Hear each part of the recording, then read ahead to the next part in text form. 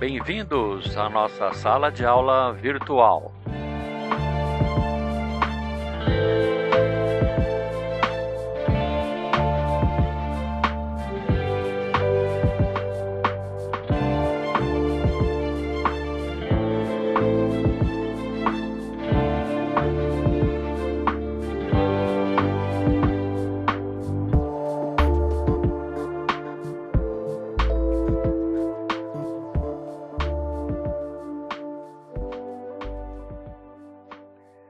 Bom, aí nós vamos partir então para o dimensionamento da tesoura, tá? E aí eu tinha comentado alguma coisa, agora eu vou entrar em mais detalhadamente nesse assunto, tá? Temos aqui a primeira tabela, que fala sobre a seção das peças em relação aos vãos de apoio.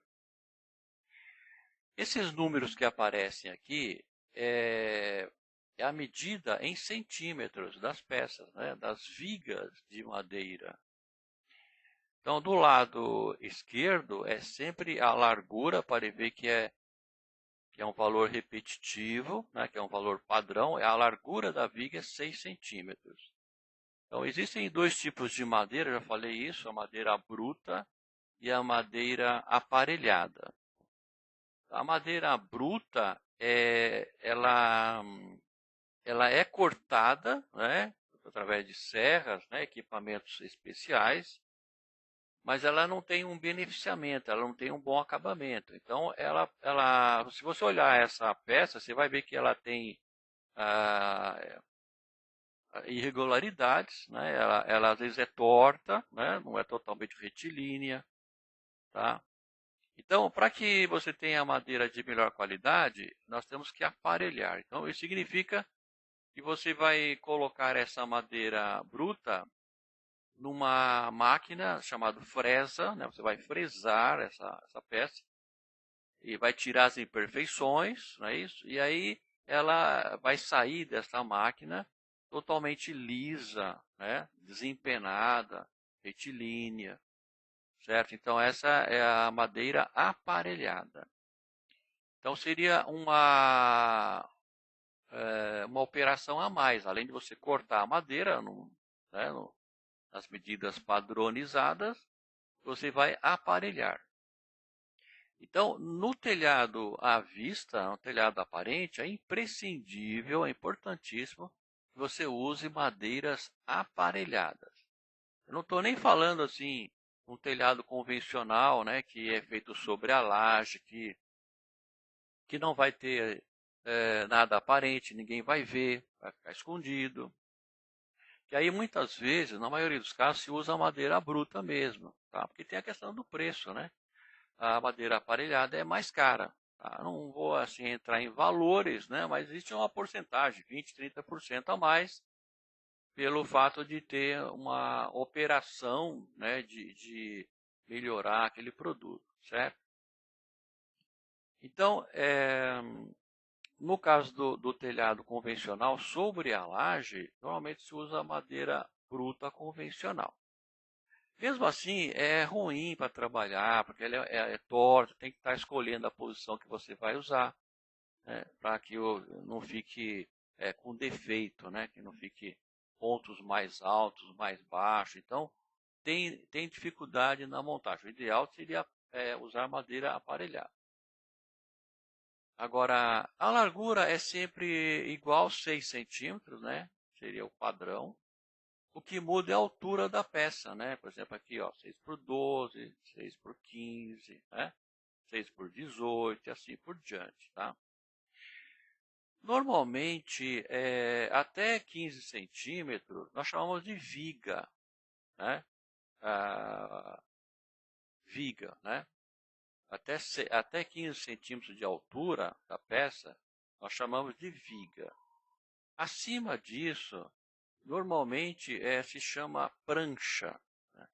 Então, o pessoal de obra, né, os profissionais, conhece como prancha. Então, é a prancha de 6 por 20, né? Aqui não aparece, deixa eu ver. Não tem. É que normalmente essas medidas são as mais fáceis de encontrar, né? Mas tem peças com 25 centímetros de altura e tem peças com 30 centímetros de altura. São essas, é chamada prancha de madeira. Então, se o vão é muito grande, isso é muito usado em garagens, por exemplo, na frente dos imóveis. Quando você vai fazer uma cobertura, né, usando telhas de fibrocimento, aquelas telhas canalete, por exemplo. Então, é fácil, né, você identificar isso.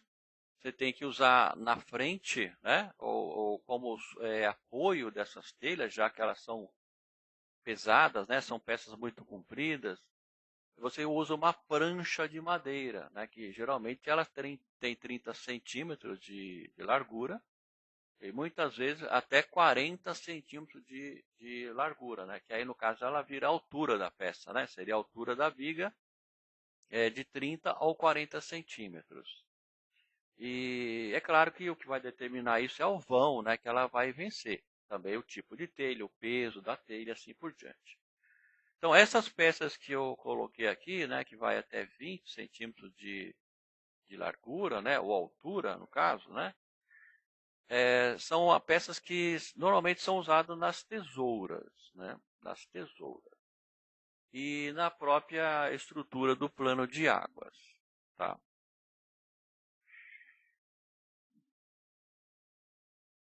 Então, deixa eu ver aqui. Eu preparei um desenho. Vamos ver aqui, ó. Então, nós temos aqui um desenho típico da tesoura. Vamos identificar aqui essas peças. Aqui está mais detalhado, tá? Então, essa é uma tesoura básica, simples, normalmente usado nos telhados aparentes. E existem tem modelos totalmente diferentes, mais sofisticados, tá? Tem modelos que são, digamos assim, tradicionais de certas culturas, né? Mas vamos considerar esse que é o modelo mais simples, né? E além da simplicidade também, a resistência que importa. Então, essas seriam as peças mais importantes visando a resistência da tesoura, tá? Então, já comentei isso, vamos comentar aqui, vamos reforçar mais uma vez. As peças principais que compõem a tesoura, né, que na verdade é uma estrutura triangular, que tem a função de sustentar o plano de águas e transmitir esse peso para os apoios, né, no caso seriam as extremidades, tá? Então temos aqui uma tesoura básica, né, a tesoura mais usada, são as peças fundamentais que constituem essa estrutura triangular, formada por vigas de madeira, que tem a função de sustentar o plano de águas e transmitir o peso para os apoios. Né? No caso, seriam as extremidades aqui. Vamos considerar que nós temos aqui essa tesoura apoiada sobre as paredes, né? Lembrando que as paredes terão que ser reforçadas com uma estrutura de concreto armado, que pode ser uma viga ou uma cinta de amarração. Então, nós temos, a primeira peça que nós vamos comentar aqui é a linha, tá? A linha, que é essa peça aqui na horizontal. E aí nós temos a outra peça importante seria a perna, né? A perna que vai sustentar o plano de águas, tá? E aí nós temos o pendural, né? Que é essa peça aqui, que na verdade vai servir para fixar a linha, tá? E a escora, que vai, o nome já diz escora, né? Vai escorar a perna, né? A escora vai escorar a perna. Então, eu coloquei uma peça aqui, que normalmente é uma peça metálica, são chapas, fixadas com porca e parafuso, tá? Porca e parafuso. E às vezes também tem peças de madeira mesmo, peças roliças, chamadas de cavilha, que são introduzidas aqui, né, nessa furação, que é feita na madeira. E isso é que vai dar a sustentação, que vai dar união para as peças, né, para ficarem interligadas e fixas entre si. Tá? Então, basicamente é isso. Temos a linha, né, a peça horizontal, a perna, né, o pendural e as escoras. Essa seria a tesoura mais simples que nós usamos. Então, essa aqui seria a tesoura. Né? Essa tesoura vai estar apoiada aqui na extremidade, né? E vamos fazer aqui esse apoio. Como ficaria este apoio, né? Vamos ver aqui com a forma. Eu teria aqui, digamos, uma parede, né? Tá? Digamos que eu tenho uma parede aqui, certo? E aqui eu tenho outra parede, né? A grosso modo seria isso, né? Então essa tesoura vai estar apoiada aí na parede, né? Então é isso, tá? Essa é a tesoura básica, né? Antigamente, né? Antigamente, nas construções mais antigas, né? Caso você esteja envolvido com uma obra de restauro, né? Ou seja, refazer uma construção antiga que vai conservar o mesmo sistema que foi adotado, por exemplo. Então, essas paredes fatalmente seriam feitas ou executadas em tijolos de barro.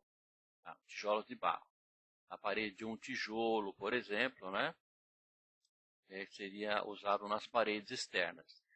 E como não se usava estruturas de concreto, né, antigamente,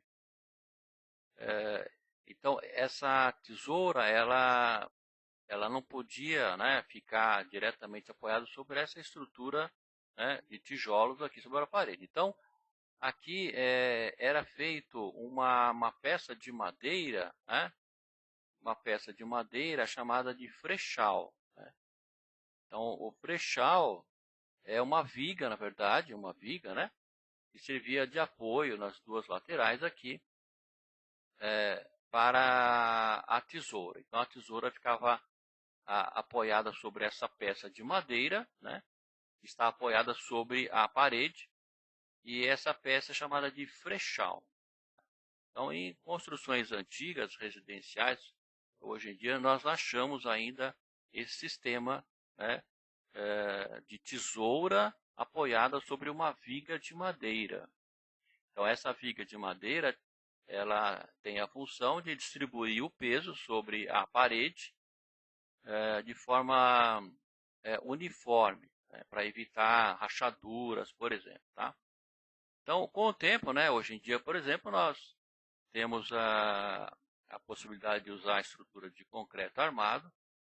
Então, essa peça frechal, ela deixou de ser usada e nós fazemos uma estrutura, um reforço, né, de concreto, né? Uma estrutura de concreto, que é uma viga ou então uma cinta de amarração, tá? Então, para substituir o frechal.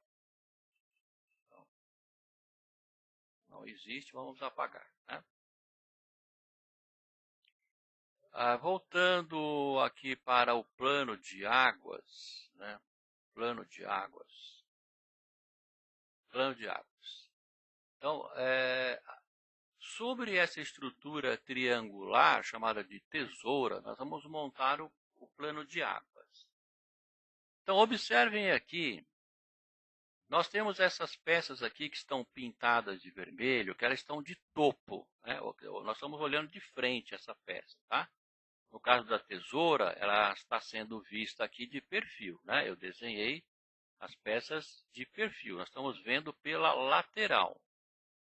E essas peças que estão pintadas em vermelho, nós estamos vendo de frente, né? O topo, estou vendo o topo da peça aqui. Então nós temos uma viga, né? Vou montar o plano de água sobre a estrutura de tesoura. É importante porque na hora que vocês fizerem a atividade prática, a maquete, vocês vão ter que obedecer esta ordem, né? Para demonstrar isso lá na maquete. Então, vamos começar a montar o plano de água. Qual seria a sequência de operações, né? Eu montaria por qual peça, né? Então, isso que é importante saber, né? Então, essas vigas aqui são chamadas de terças, né? Essas vigas aqui, ó, tá? Então, nesse intervalo, né, que eu considero sempre o centro do vão, não é isso? Eu teria duas terças, né? Inclusive, eu coloquei até o nome aqui, né? Terça, ó, terça, né? Então, essas peças são chamadas de terças, tá? Essas aqui também, ó, terça, aqui também é a terça, não é isso? Bom, e essa peça aqui?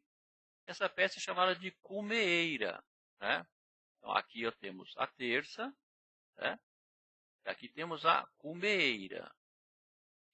Qual a diferença da terça e da cumeeira, né? Qual a diferença? Bom, basicamente, né, não tem diferença nenhuma em termos de madeira, ou seja, o tipo da madeira, a seção. A peça que eu vou usar aqui como terça, vamos dar um exemplo, seria uma peça de 6 por 12 centímetros, né? 6 de largura e 12 centímetros de altura.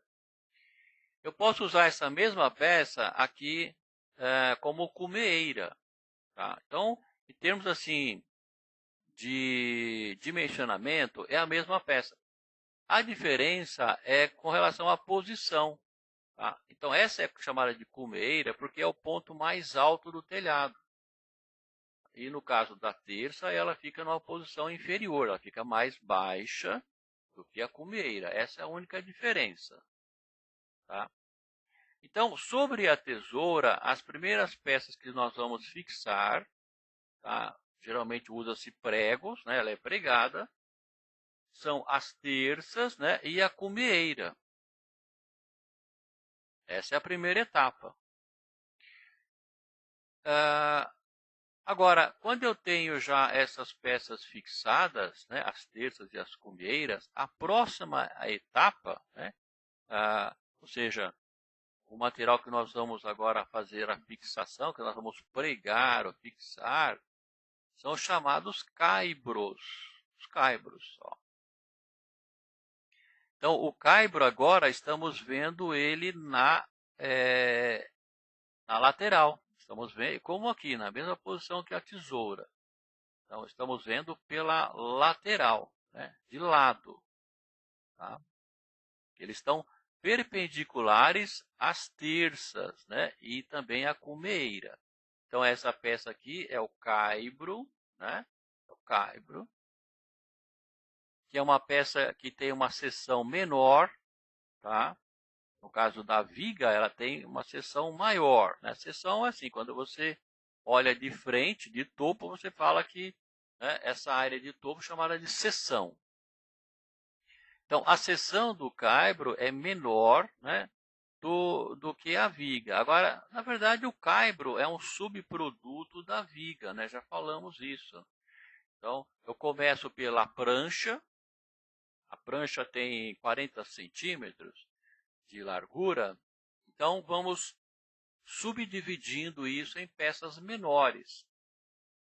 Então, o caibro, na verdade, é um subproduto, é uma subdivisão da viga. Então, o caibro é uma peça que tem uma seção menor, tá? E tem a função de servir de apoio para as ripas. Né? Então, temos aqui ó, a ripa. Então, essas peças que têm uma seção menor, estão pintadas de vermelho, eu chamo de ripa, certo?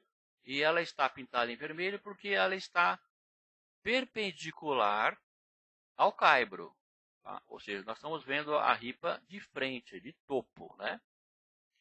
qual é a função da ripa? Sustentar a telha. Então, a ripa, na verdade, é um subproduto, né, do próprio caibro, às vezes, né? Eu posso pegar um caibro e cortá-lo em fatias e vou tirar a ripa. Então, a ripa é mais estreita, né? Ela varia geralmente de 2,5 a 3 centímetros de espessura. E ela serve de apoio para a telha. Tá? Então, essa é a sequência correta, né, da montagem, né, da tesoura e depois do plano de água. Então, quando você monta, né, faz a fixação das terças, da cumieira, dos caibros, das ripas, né, você já tem o plano de águas pronto. Né, ele já está finalizado com relação à montagem, à inclinação. Tá? O próximo passo seria a finalização, seria a colocação das telhas. Então, as telhas, elas dependem, né? Nós temos diversas variedades para escolher, diversos formatos, né? Acabamentos, inclusive o comprimento, né? A dimensão da telha, ela pode variar de 30 a 40 centímetros. Né? Na nossa apostila nós temos essas informações aí, né? Então, geralmente ela varia de 30 a 40 centímetros. Então, isso é importante saber, porque na fixação das ripas, nós temos que manter essa medida padronizada. Então, é o chamado gabarito. Então, o gabarito, na verdade, é uma ferramenta que nós montamos na obra, usando madeiras também, né? Podemos usar a própria ripa. E a função do gabarito é manter a mesma distância, o mesmo espaçamento entre as ripas. Então, isso é importante porque a telha, ela tem, eu não sei se todos têm ideia, né? Eu já viu de perto, mas a telha, ela tem umas saliências, né? Que é somente para que elas possam se fixar, né? Para que elas não escorreguem no telhado. Então, ela tem umas reentrâncias, tem umas saliências, onde elas vão se apoiar nas ripas e vão se encaixar umas às outras. Então, elas têm um sistema chamado macho e fêmea. Então, você pode encaixar uma telha na outra. E elas têm umas garras, não é isso? Que elas vão ficar aqui estacionadas, apoiadas sobre as ripas. Então, é importante a fixação dessas ripas na distância certa, correta, senão as telhas não vão se encaixar. Né? O telhado vai ficar com defeito. A telha fica levantada, isso pode dar infiltração de água. Tá? E um erro desse atrasa todo o serviço. Você tem que tirar essa ripa, fixar de novo. Tá? Muitas vezes vai influenciar em outra e é muito complicado. Tem que ter um cuidado, né, na hora de fazer fixação das ripas. Certo? Outra coisa, tendo esse plano de águas pronto, que nós vamos começar a montar as telhas, né? Qual é a sequência de montagem das telhas? No nosso texto aí da apostila nós falamos isso, né? Então, vou mostrar aqui graficamente, fica mais fácil o entendimento. Nós sempre, quando eu falo sempre, é sempre, né? Não é de vez em quando, tá? Sempre montamos o telhado, né, a partir do beiral, sempre. Então, a primeira fiada de telhas é colocada a partir do beiral. E aí, na sequência, terminamos essa primeira fiada, né? A segunda fiada, ela vai remontar, né? Como é chamado, um remonte. Então, o remonte é quando você cobre, né, a peça anterior. Né? Por exemplo, essa telha aqui, vamos colocar aqui uma seta. Então, essa telha aqui, ela vai remontar, né, essa primeira fiada aqui. Isso chama remonte. Ou seja, ela vai cobrir essa primeira fiada, essa primeira telha, que é para evitar que a água, né, penetre aqui para dentro do imóvel. Tá? Então, por exemplo, se a telha ela tem, digamos, 40 centímetros de comprimento, então a distância entre os apoios, que seriam as ripas, na média 33 centímetros. Essa medida é padronizada. Tá? Então, nós temos um gabarito, né, na fixação das ripas. Vamos manter sempre a mesma distância, 33 centímetros, porque quando nós encaixarmos aqui a telha, então esse remonte, né, ele vai ficar em torno de 6, 7 centímetros, que é o quanto a telha vai cobrir a anterior. É isso que vai impedir a invasão da água da chuva. Então a água está correndo, né, porque ela vai correr aqui em direção ao beiral, né? E então ela vai adquirir velocidade, né, porque você já deu a inclinação adequada. E ela não vai voltar, tá? Quer dizer, a gente fala não vai voltar, mas às vezes volta, tá? Às vezes volta. Quando que isso acontece? Bom, primeiro, às vezes, se ela não tem uma inclinação suficiente, então, se a inclinação for mais branda, por exemplo, então essa água, dependendo do volume da chuva, é claro que a água ela vai escoar, não é isso? Mas ela vai formar uma certa porção, um volume de água sobre a telha, tá?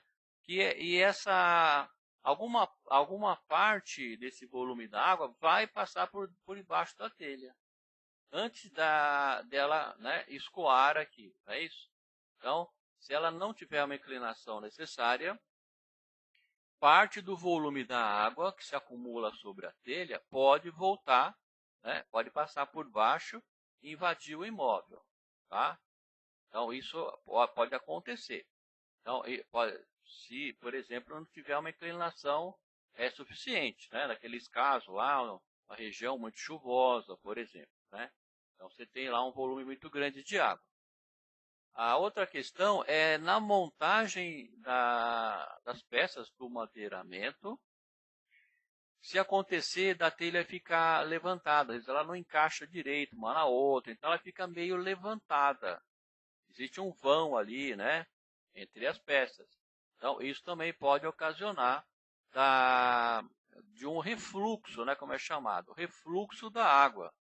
Então a água da chuva, parte dela, né, vai passar por debaixo da telha. Tá? Isso acontece também.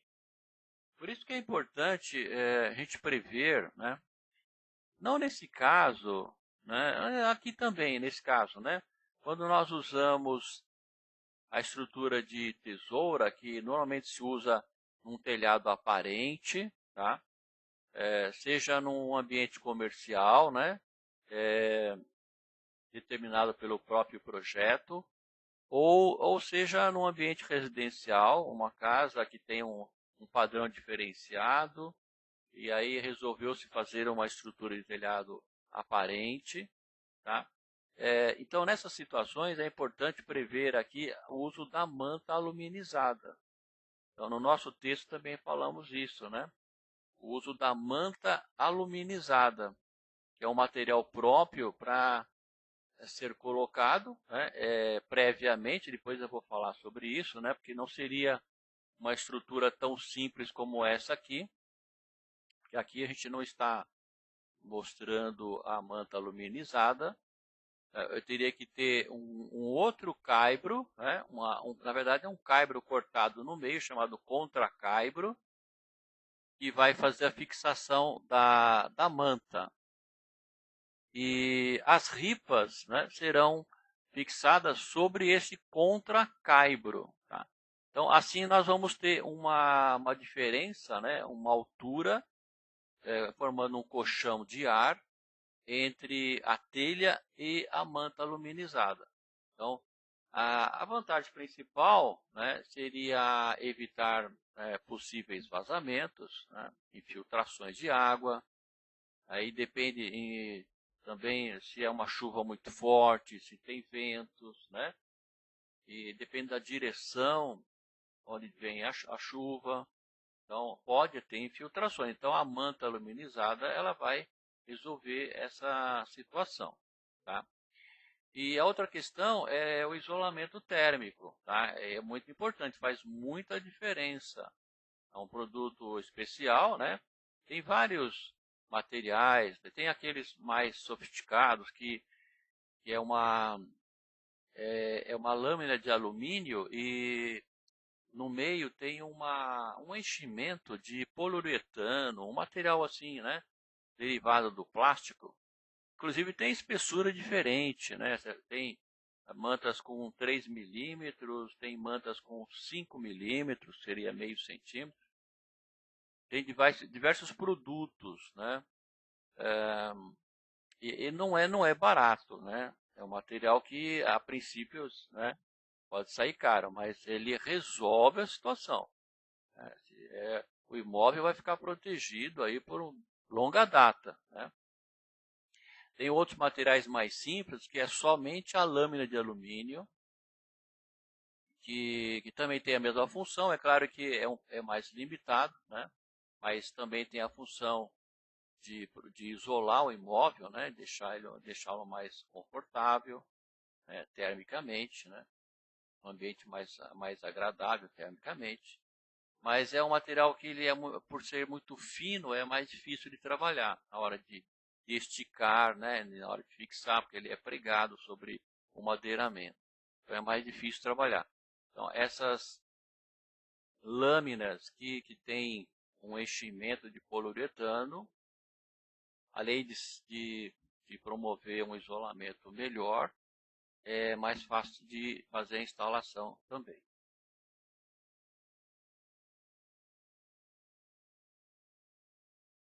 Então, voltando aqui na sequência de posicionamento, de instalação das telhas, nós sempre começamos pelo beiral, tá?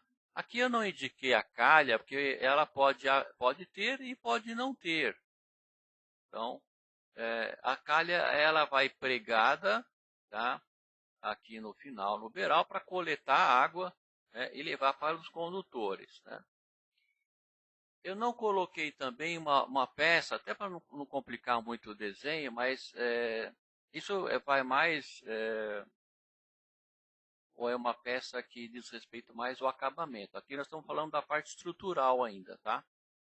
Mas normalmente no topo do caibro, né, no topo da extremidade, nós fixamos uma peça de madeira chamada tabeira.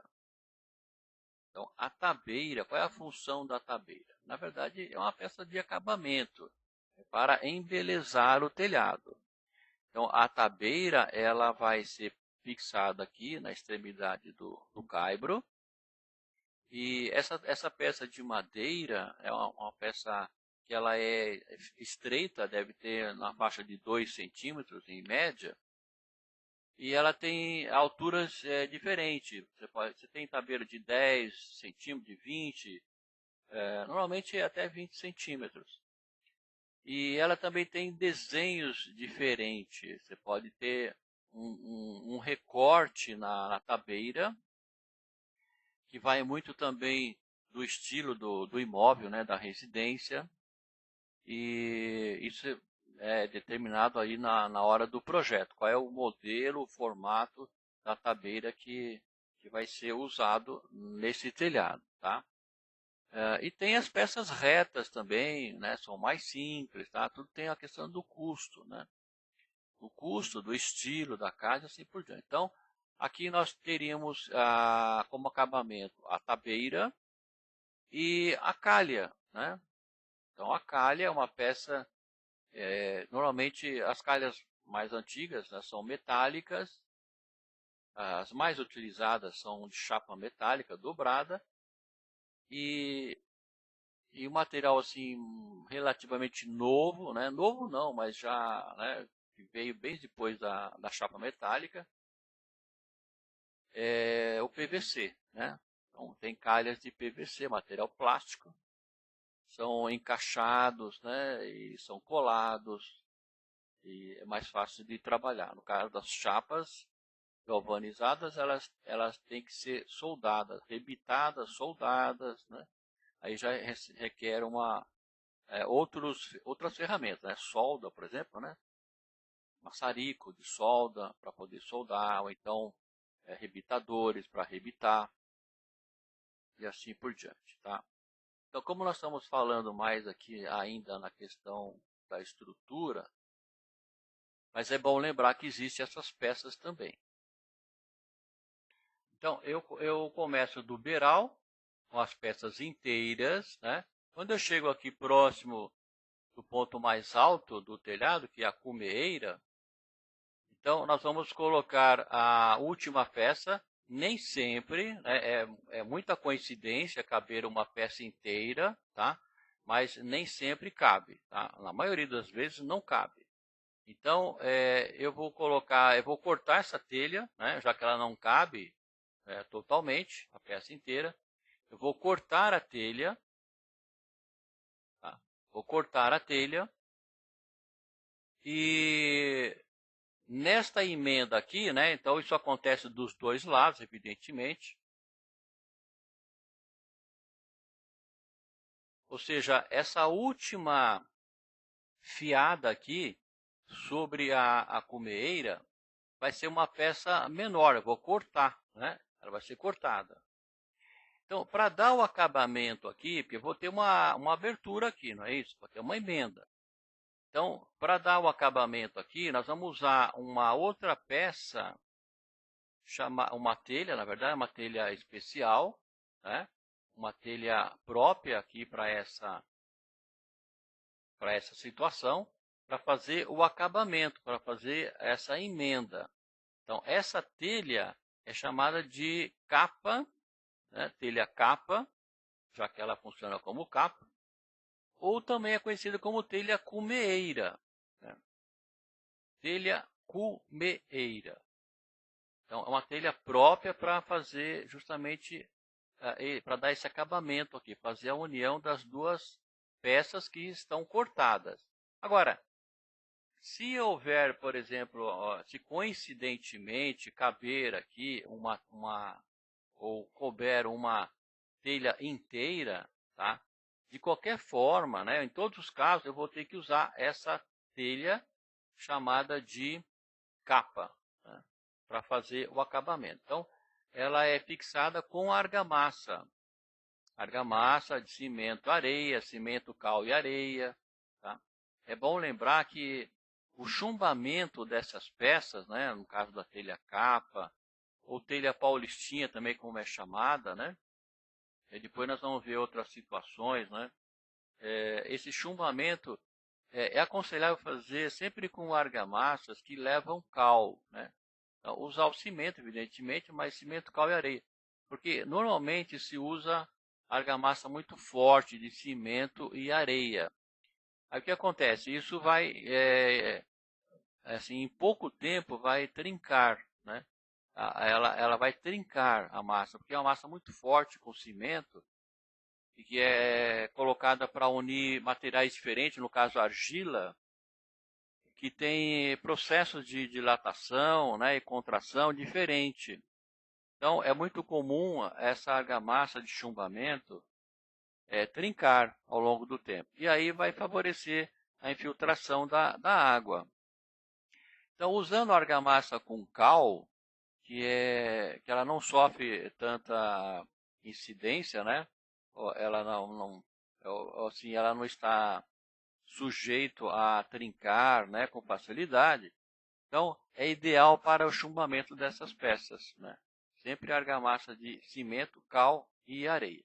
E é interessante também que aí diz respeito também ao acabamento, ao embelezamento do telhado, é que quando for fazer essa argamassa de chumbamento, né, para chumbar as peças, né, no caso a telha capa, né, telha cumeeira, ou as telhas de acabamento, né, em geral as paulistinhas, todas as telhas que são usadas para acabamento, são chumbadas com argamassa. O ideal é que essa argamassa receba um corante para se assemelhar à cor da telha, né? É claro, se usar a telha comum, convencional, que tem já, né, a cor vermelha, a cor de cerâmica, então é possível usar corantes como óxido de ferro, né? É um produto que é um pó, né? Que é um corante que é usado para colorir, para dar cor nas argamassas em geral, para usar em pisos cimentados, por exemplo. Então, o nome técnico é óxido de ferro. Né? Óxido de ferro. É um pó e você mistura na argamassa. Né? Quando vai confeccionar a argamassa, coloca esse pó, né? É como se fosse um cimento, não é isso? E aí você tem a argamassa naquela cor desejada. Né? Então é bom lembrar que existem cores diferentes. Né? Normalmente o mais conhecido é a cor vermelha, né? Mas existe também esse produto, esse material de cor verde, por exemplo. Se não me falha mais, parece que tem amarelo, tem várias cores, né? E isso pode ser usado também para pisos cimentados. Se você quiser fazer algum desenho, tipo um xadrez, você pode usar como se fosse uma malha, né? Um jogo de damas. Você pode fazer quadros com argamassas de cores diferentes, né? Você aplica o óxido de ferro, aplica na argamassa e você tem argamassa com cores diferentes. No caso do telhado, é indicado a cor vermelha, né? O óxido de ferro de cor vermelha. E aí vamos colorir essa argamassa e chumbar, fixar as telhas que servem para o acabamento do telhado. Bom, então é muito importante guardar esses nomes, que são os componentes da estrutura, né, de tesoura, chamada tesoura, que é a cumeeira, que é o ponto mais alto do telhado, que vai ser fixado sobre a peça chamada pendural. Né? Então, observem aqui que essa peça, a cumeira, ela é encaixada, né, nessa viga aqui, que vai servir de pendural. Então, é feita uma reentrância do pendural, de maneira que a viga da cumieira ela fica encaixada. Tá? Ela vai ficar encaixada. Então, isso é para dar resistência, evidentemente, para fixar essa peça, né? Então, ela não vai ser pregada de topo, né? Então, existe uma reentrância, ela vai ser encaixada aqui. O mesmo acontece com as outras peças, né? Por exemplo, a perna, né? A perna, ela é encaixada, né, na viga que vai servir de pendural. Existe uma reentrância, nós cortamos a viga, né, o pendural, cortamos o pendural para poder encaixar essa peça aqui chamada de perna. Tá? Então, o mesmo acontece com a cumeeira, ó, ela é encaixada aqui, né? Então, fazemos um recorte. Então, é claro, sempre pensando numa estrutura aparente. Um outro recurso também, né, é usar peças metálicas feitas com chapas, né, chapas de ferro, que servem para fazer a fixação das peças. No caso aqui, né, da escora, fazemos a fixação da escora. Aqui, escora, né?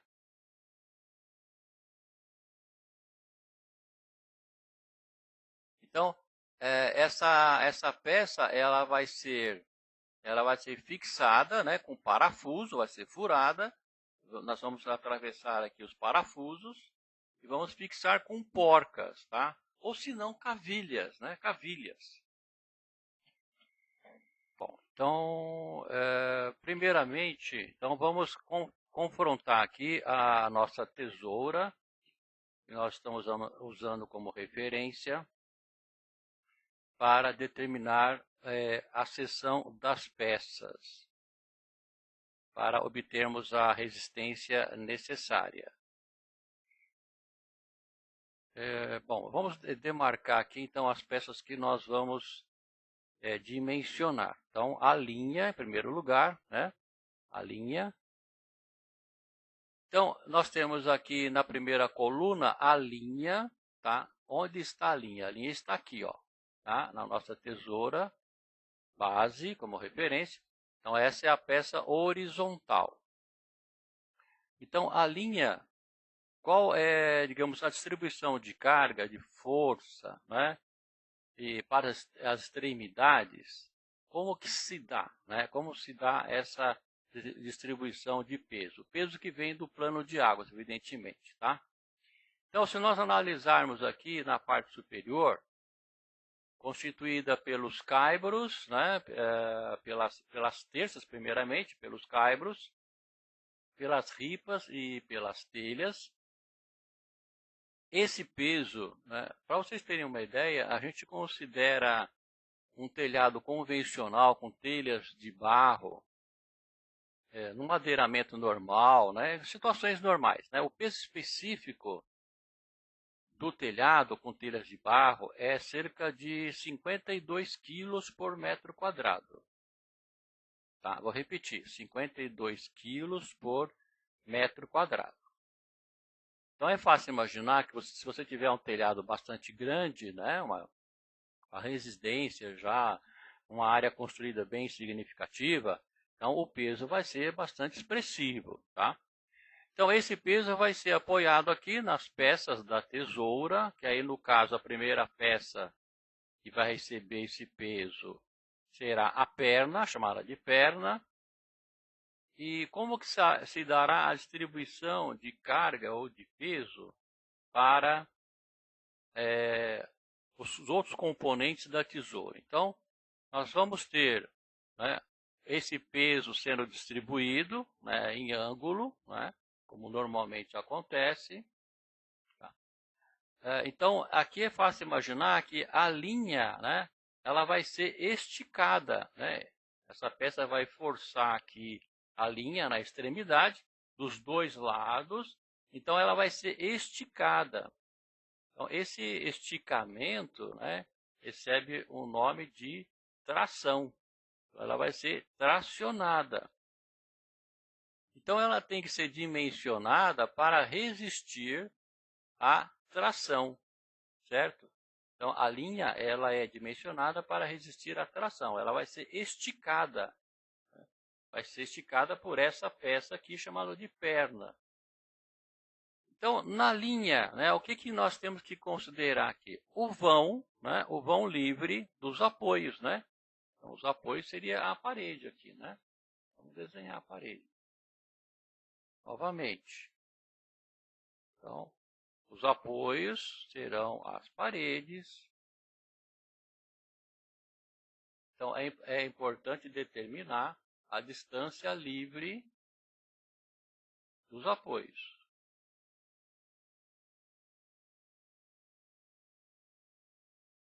Então, vamos olhar aqui, né? Vamos considerar que esse vão livre aqui seja de 8 metros, só para vocês terem uma ideia, tá? 8 metros.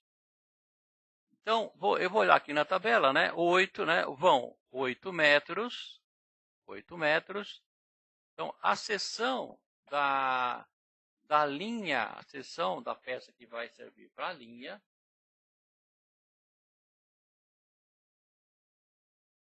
oito metros, é isso? Aqui, ó. Tá? Vai ser uma peça de 6 por 15, 6 de largura por 15 centímetros de altura. Então, essa peça aqui, né? Nós vamos usar uma viga de 6 por 15. A próxima coluna é o pendural. Pendural, né? Então, já vimos aqui, né? Agora, vamos para o pendural. Então, o pendural, onde está o pendural? O pendural é essa peça aqui, né? Na verdade, a linha vai ficar pendurada no pendural. Né? A linha vai ficar pendurada no pendural. Tá? Então, essa peça aqui, na verdade, ela está tendo um esforço, né, na vertical, né? Tá? Porque ela está segurando aqui essa peça aqui, né? Ela não está apoiada na linha. Então, aqui seria diferente, né? Seria invertido, né? A força, no caso aqui, seria invertido, tá? Seria nessa posição aqui, ó, né? Tá? Então, o pendural, né? Voltando aqui para o pendural, se eu tenho um vão de 8 metros, então a peça, né, que nós vamos usar para o pendural também será, né, uma peça de 6 por 15, né? 6 por 15, 6 de largura, 15 de altura. A próxima peça que nós vamos dimensionar na tesoura é a chamada perna. Perna. Aqui, a perna está aqui, é isso?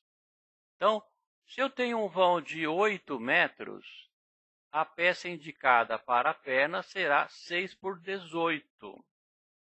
6 de largura, 18 centímetros de altura. Então, essa peça aqui. Então, por que a altura dela é maior do que a linha, por exemplo? Tá? Porque essa peça aqui, é fácil imaginar que ela vai ter um peso muito grande, né? Seria o peso do próprio plano de águas. É uma carga muito expressiva, né? E tende a flexibilizar, né? Essa peça ela vai ser flexionada. Tá? Deixa eu ver se eu tenho uma linha curva aqui. Vou mostrar essa flexibilização aí.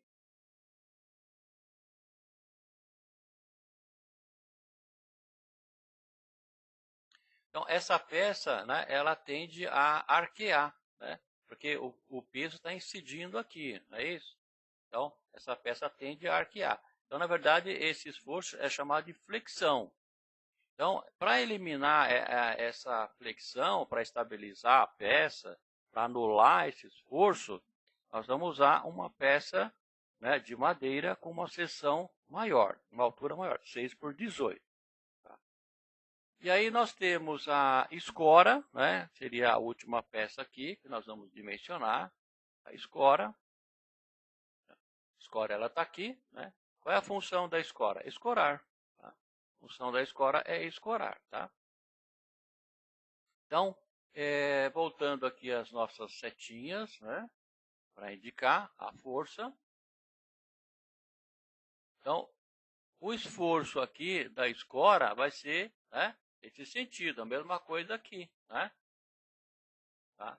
Então, quer dizer, ela vai servir, vai apoiar a perna, né, para auxiliar a transmissão de carga para as extremidades, para evitar que ela, né, faça esse arqueamento aqui, né, provocado pela flexão. Então, olhando aqui a nossa tabela, é um vão de 8 metros, essa peça chamada de escora, né, escora.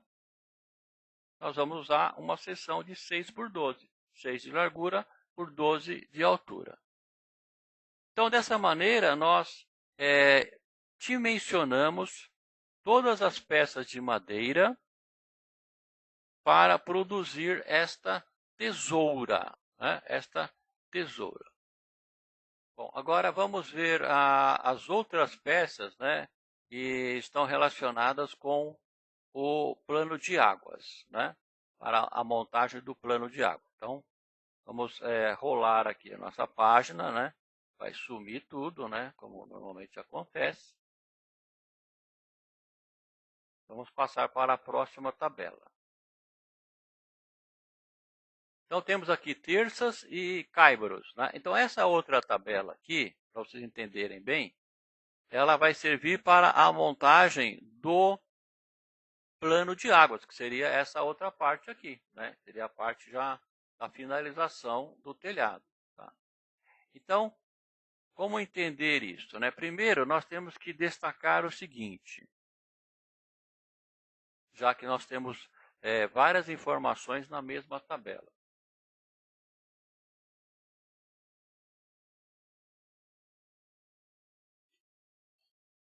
Então, vamos observar o seguinte.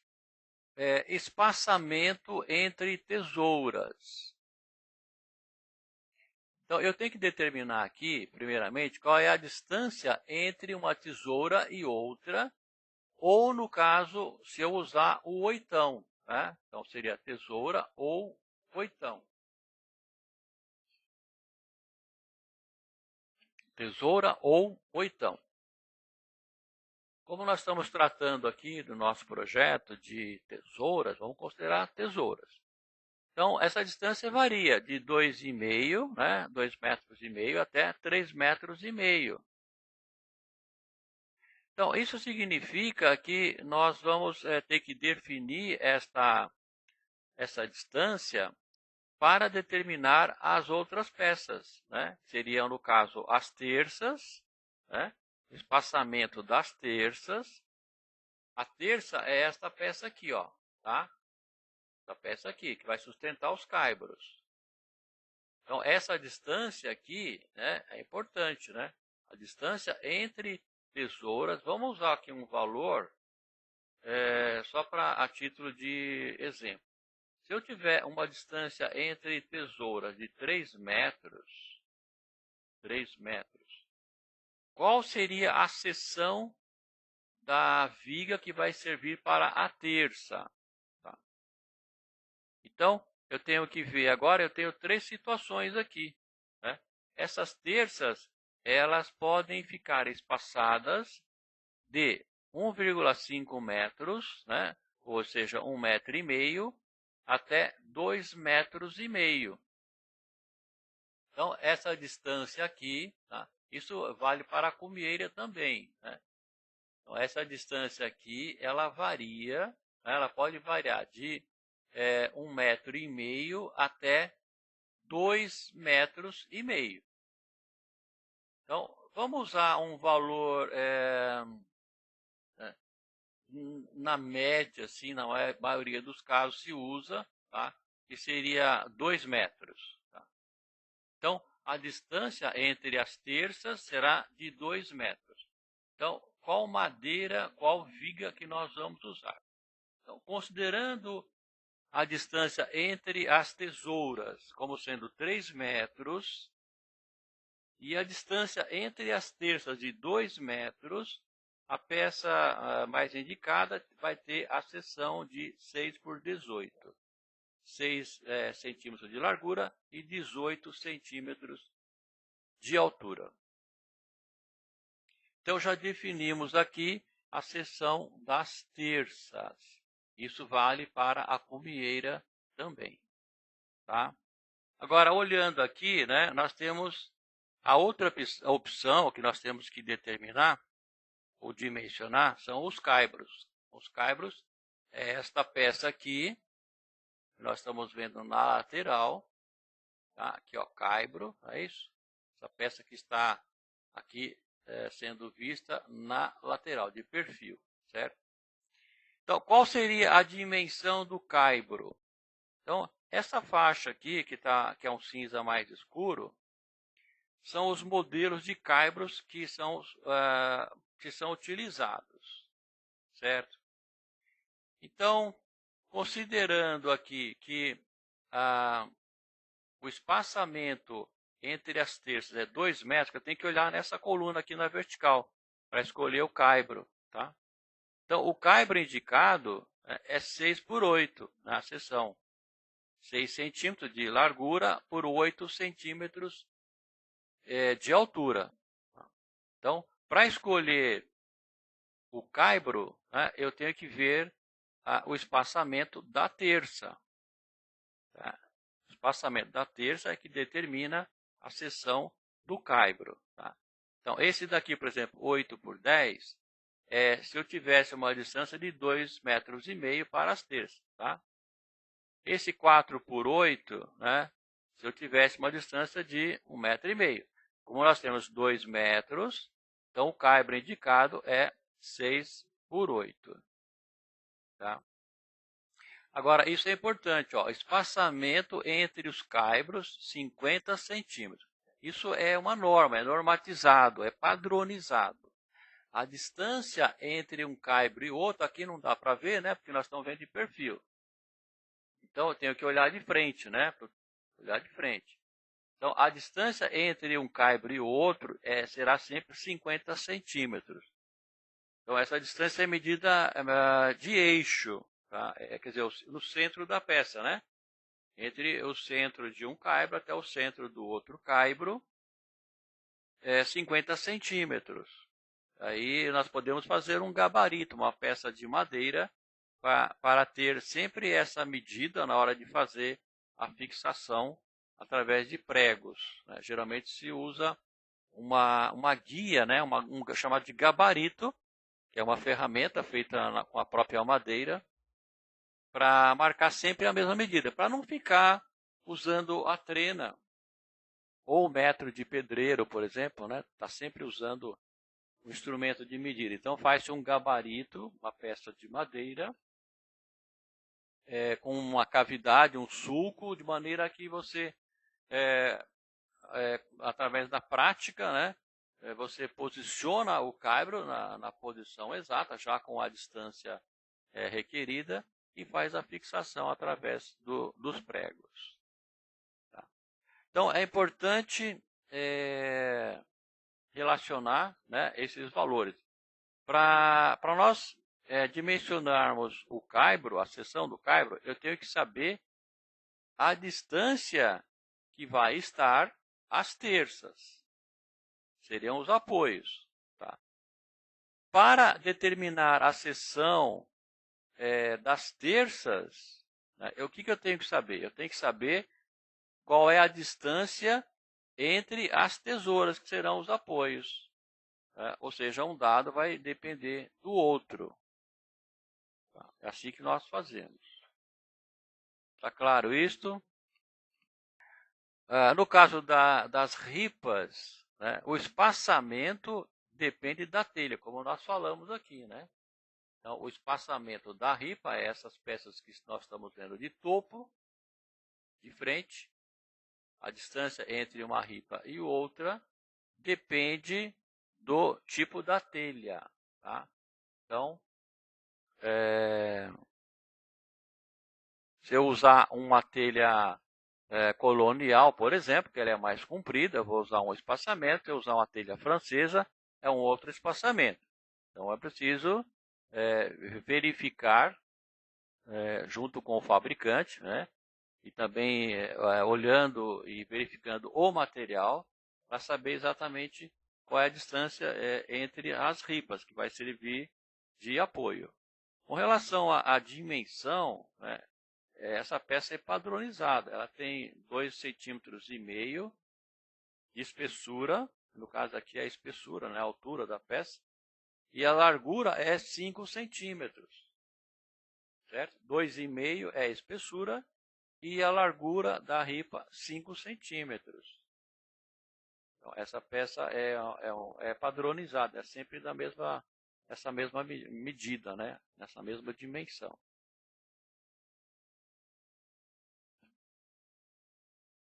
Então, essa foto aqui é importante porque mostra justamente a sequência de operações, né? Então, nós temos o caibro, né? Os caibros eles são pregados ou apoiados nas terças, tá? Na cumieira, que é o ponto mais alto, e nas terças.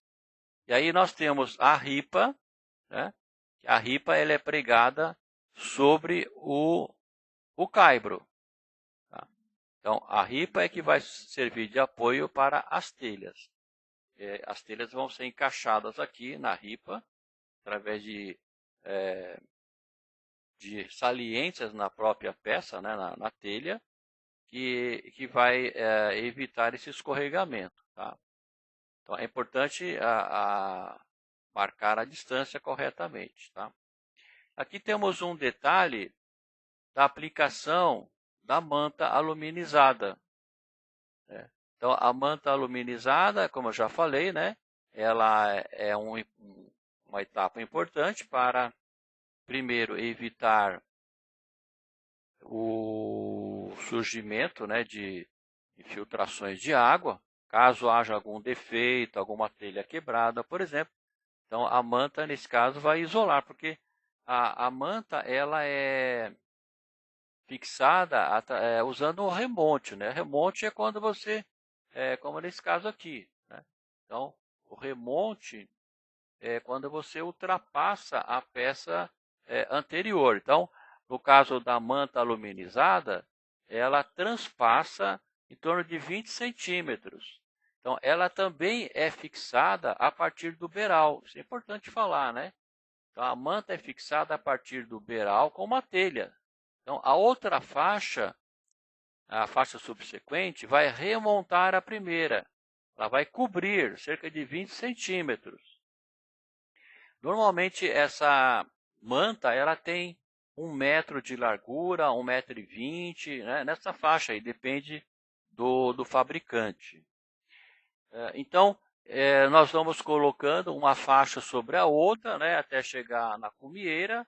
E aí, é claro, o que faltar aqui, vamos recortar, tá, para poder completar toda a cobertura, né, com a manta aluminizada. Agora, quando é que nós vamos fixar a manta? Então, vamos olhar aqui no desenho. Ó. Depois da fixação das terças, né, e da cumieira, nós vamos fixar os caibros, não é isso? Caibro. Então, sobre o caibro, antes de pregar a ripa, nós vamos fixar a manta. A manta vai ser pregada, aqui dá para perceber bem, aqui nós temos os caibros aqui no beiral, tá? E a manta vai ser pregada sobre os caibros. E na mesma direção, coincidindo com os caibros, nós vamos fixar uma outra peça chamada de contracaibro. Contracaibro. O contracaibro, na verdade, é um caibro cortado no meio. Então, por exemplo, se o caibro tem 8 centímetros, tá? Então o caibro está aqui, né? Se ele tem 8 centímetros, então lá na madeireira a gente vai especificar, né? Vai pedir justamente para que o vendedor, né? o fornecedor, corte o caibro no meio. E aí vamos ter duas peças, não, o caibro cortado no meio. E esse contracaibro vai ser pregado sobre a manta na mesma direção do caibro, um sobre o outro, na verdade, tipo um sanduíche, né? Então, por que fazemos isso? Justamente para ter uma espécie de um colchão de ar, né? E também porque eu tenho que fixar a ripa, e a ripa é fixada sobre esse contracaibro. Isso é para não fixar a ripa diretamente sobre a manta. Tá? Aí temos aí um colchão de ar, que é para proporcionar, digamos, um isolamento térmico, né? mais apurado, digamos assim. Né? Então usamos o contracaibro, aí depois fixamos a ripa, e aí sim terminamos com a montagem das telhas. Então esse trabalho ele é mais caro, evidentemente, você gasta mais material, além da própria manta aluminizada, você vai gastar mais madeiras, porque além do caibro você tem que usar o contracaibro. Então é um trabalho que vai ser mais oneroso, ele vai ficar mais caro, mas de qualquer forma você vai ter uma proteção muito melhor para esse telhado. Tá?